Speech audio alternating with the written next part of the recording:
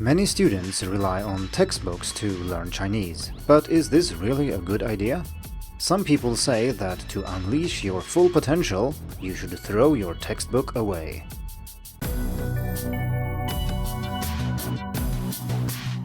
Hello and welcome to the Hacking Chinese podcast. In this week's episode, we are going to talk about textbooks.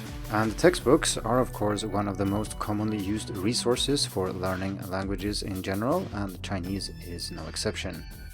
However, the fact that many people use textbooks is not in and of itself a sign that it is a good way to learn Mandarin. So in this episode, we are going to take a closer look at the pros and cons of using textbooks to learn Chinese. We're going to discuss the question if you should throw away your textbook, and if you decide not to, what you should use it for.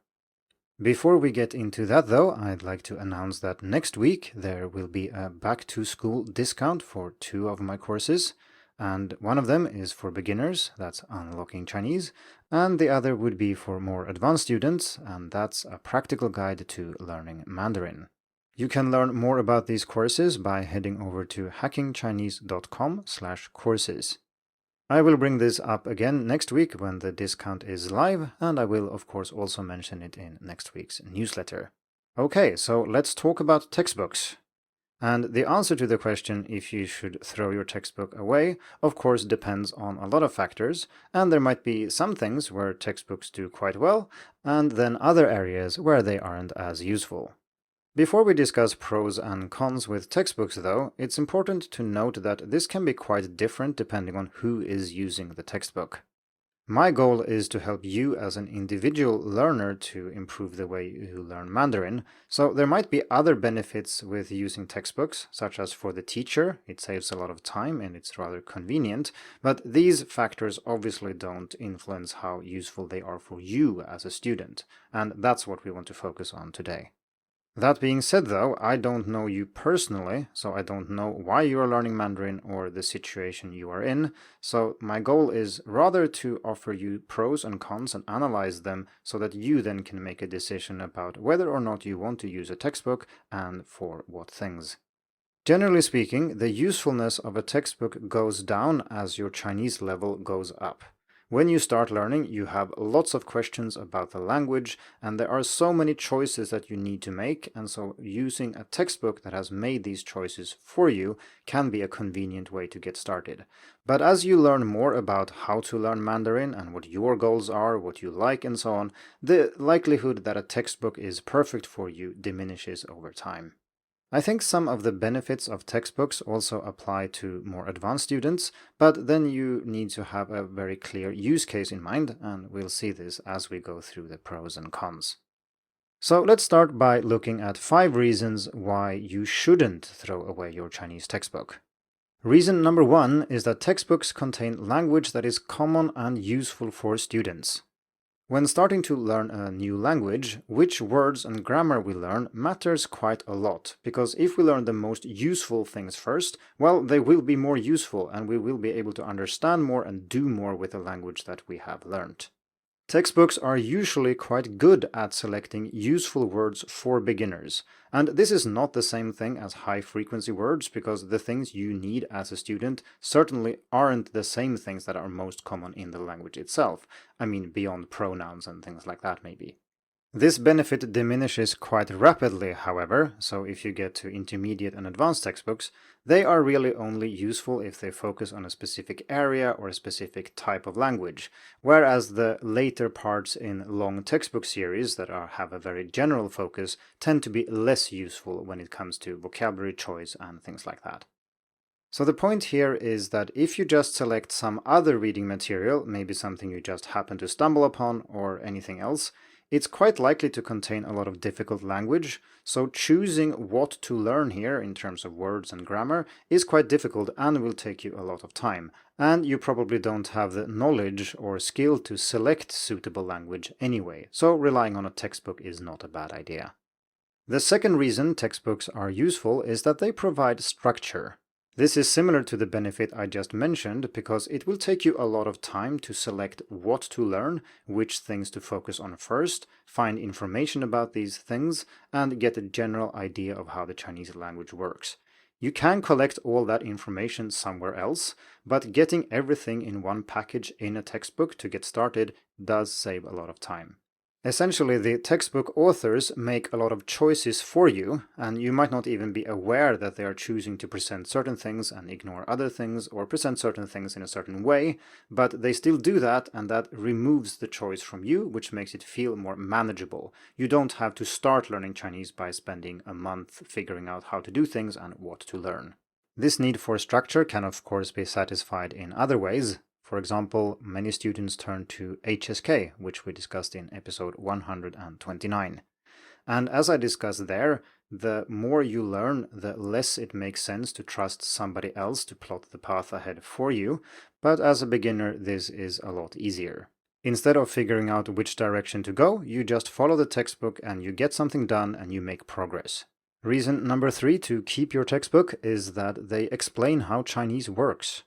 This is not something that children need to know when they learn their native language, but as adults it can be quite useful to understand more about what you are doing. So for example, how do Chinese characters work and how do tones work and things like that. That alone will not teach you how to use these, of course, but knowing about them can make learning more meaningful and also more interesting.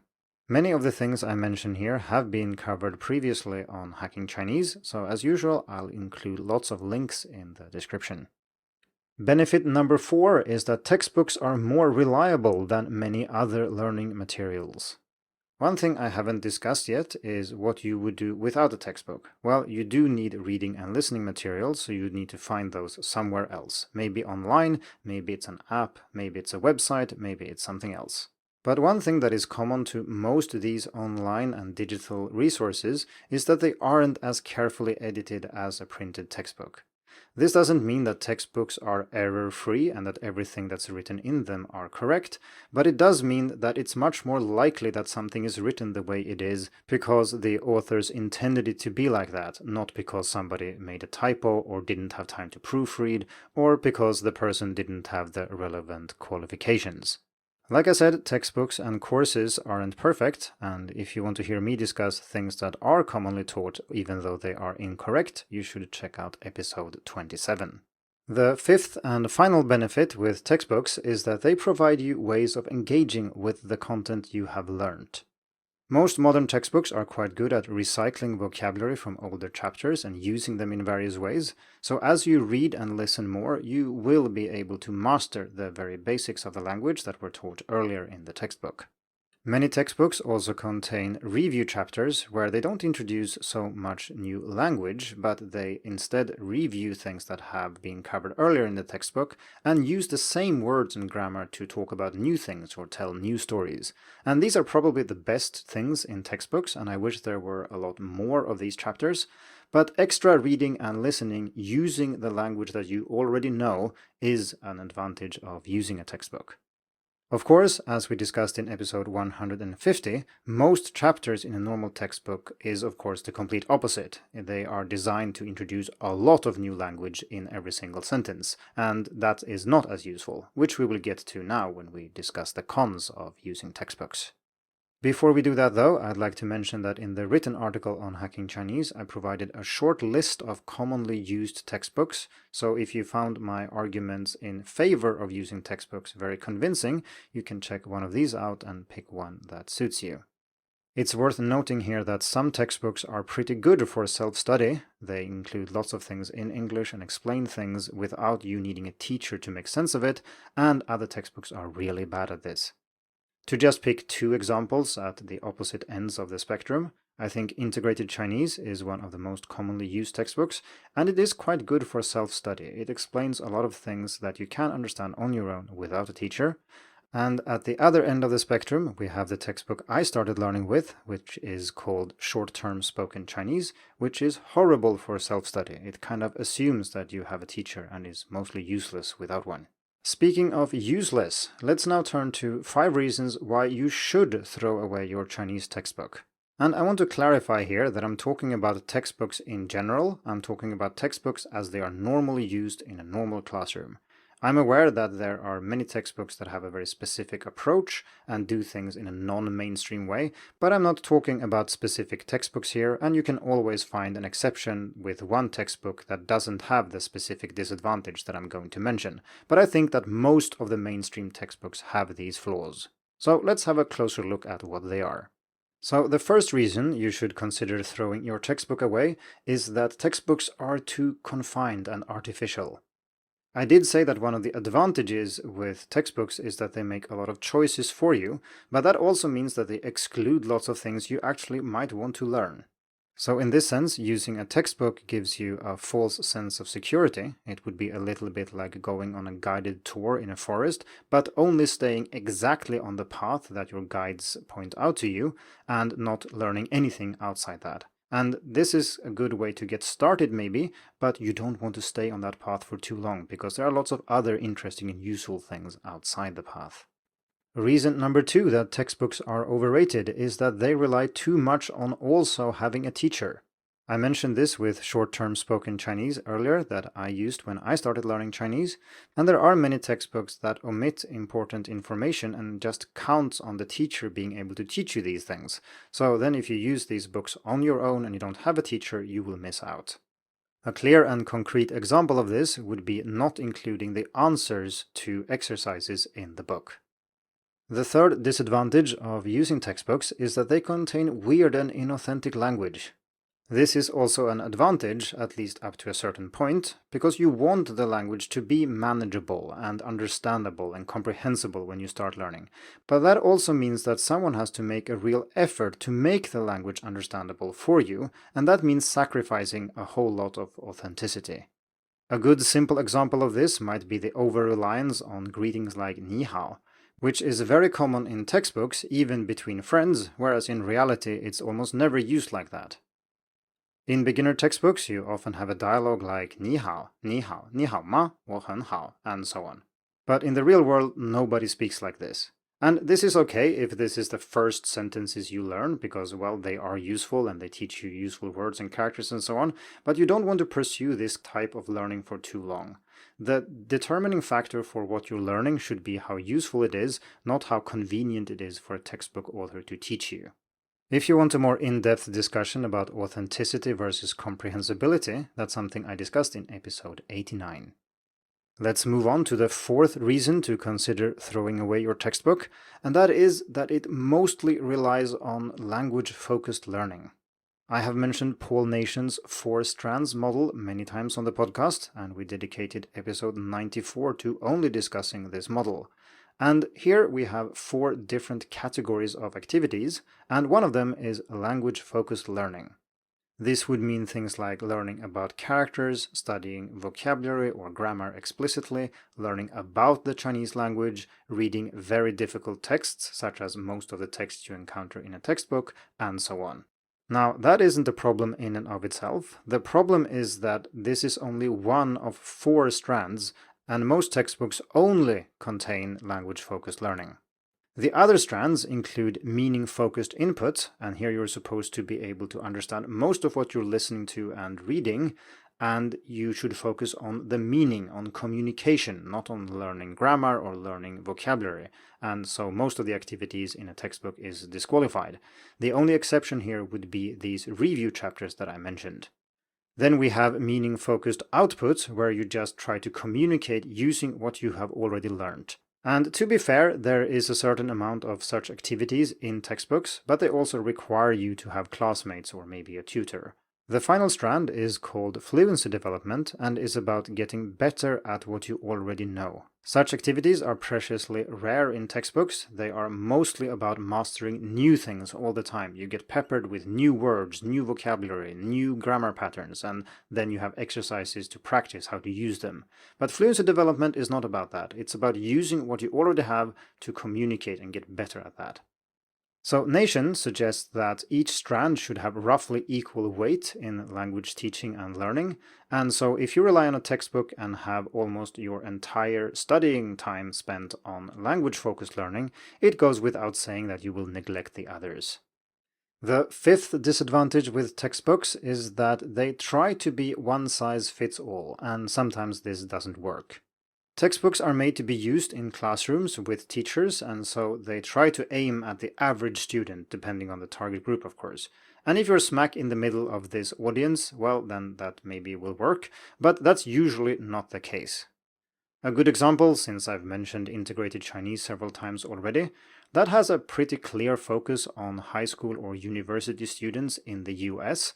And so if you're a middle-aged or retired person studying Chinese in Europe, this will feel a little bit awkward sometimes. As I've said a few times now, textbooks make certain choices for you, and the more you deviate from the target group, the less likely it is that these choices are actually the right ones. The final disadvantage I want to bring up, which is not a reason to throw your textbook away, but maybe to sell it instead, is that textbooks are expensive. If we take integrated Chinese as an example here again, buying the first volume, and that would be the textbook and the workbook, costs roughly $100. Now, if the benefits that I mentioned earlier apply to you and you're aware of the downsides here and you have $100 to spare, this is probably a good investment, but it is still quite substantial, especially if you're a poor student and considering that there are free alternatives online. Discussing how to learn Chinese entirely without a textbook is a little bit beyond the scope of this episode, but to get some recommendations for things to read and listen to, which is what you should mostly do, I've put links to articles with my recommendations in the description. Let's zoom out a bit and summarize the pros and cons of using textbooks to learn Chinese. I think that textbooks do offer a path to progress. They make learning feel more manageable and they break down the language into manageable chunks. They also explain the language and contains much other information that will be useful, especially if you're a beginner. Many of the downsides of using textbooks are actually related to the upsides that I just discussed, because while it's true that they do offer this path, this limitation of the language has some consequences. As I've said, the textbook authors make certain choices about what to teach and what not to teach, and these choices might or might not be the right choices for you. So should you throw away your textbook or just not get a textbook in the first place? I think the answer to this question in most cases is no. The problem with textbooks isn't that they are bad, I think it's that they only focus on a small aspect of the things that you need to do to learn Chinese. That means that in a healthy approach to learning the language, textbooks can make up a part of that, but if you allow that part to be too big, then you will suffer some consequences further down the line. As I discussed when I mentioned Paul Nation's 4 strands, language-focused learning is supposed to be 25% of your total study time, but if you rely on a textbook, it's more likely to be 80 or maybe 90% of your total study time. This problem is further aggravated by many formal education systems, which also focus a lot on explicit knowledge and maybe knowing just the, say, definition of the characters and how to write them by hand, and how to explain this grammar pattern in your native language. If those are the things that you're being tested on, and the textbooks also focus on these things, then that will be what most students learn, and that's not really the fault of the textbook, I think. It's just that textbooks are used way too much, and there are so many other things beyond textbooks that students should do as well. So let's end this episode with 4 things you can do right now to improve the way you learn. The first one is to make sure that you get enough meaning-focused input and output. So if you're using a textbook and if you're enrolled in a course, you will not get enough of these categories of learning, so you need to make sure you cover that on your own. And to learn more about this, you can check episode 94, where I talked about the 4 strands. My next tip is to not neglect fluency development. And this is again one of the 4 strands, but in this case we actually had an episode talking only about fluency development, so tune into episode 99 for that. My next tip is to not get stuck in your textbook or classroom. Also use Chinese with real people in the real world. This can be online or offline depending on where you live. But make sure that Chinese isn't just an abstract subject you're studying in school. It's a language and it's meant to be used for communication. And finally, you can actually use more than one textbook to get around some of the issues that I've mentioned here, except the one about price, obviously. And this was something we discussed in episode 95. That's all I have to say about textbooks, at least for now, so over to you.